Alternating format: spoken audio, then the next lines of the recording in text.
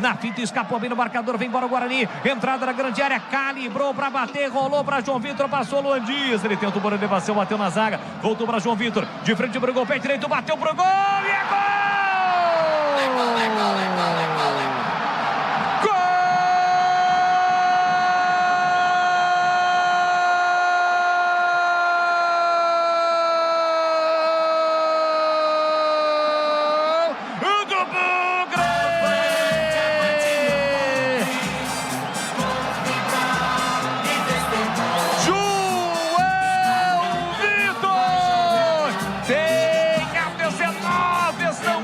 Camisa em um frangaço de Alex Muralha.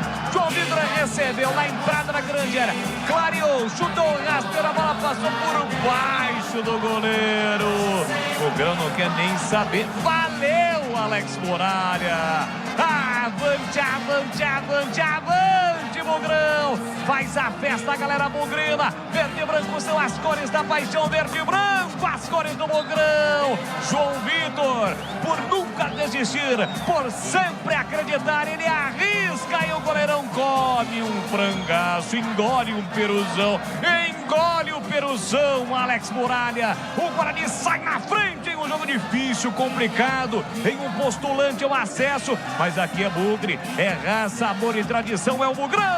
Olha lá o fogão festejando, olha a galera vibrando porque balançou, a rede, é gol. Na marca de 47 minutos de bola rolando do primeiro tempo, solte o grito. Grita comigo, nação bugrina. Grita, eu quero ouvir. Grita comigo, porque o Arthur terminou o primeiro tempo. Grita comigo, nação. Tá registrado no brinco, João Vitor. Guarani 1, Mirassol 0. Valeu, você é 10. 10 não, você é 1000, Alex Muralha. Não chora não, goleirão, a bola dorme no fundo da sua rede. O detalhe do gol, Vladimir Catarino. Alex Muralha sendo Alex Muralha, né? O chute do João Vitor não foi tão forte.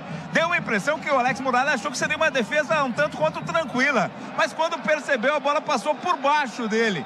Um frangaço do goleiro do Mirassol. O João Vitor não tem nada a ver com isso. Festa do Bugre. Guarani está na frente 1-0. Aqui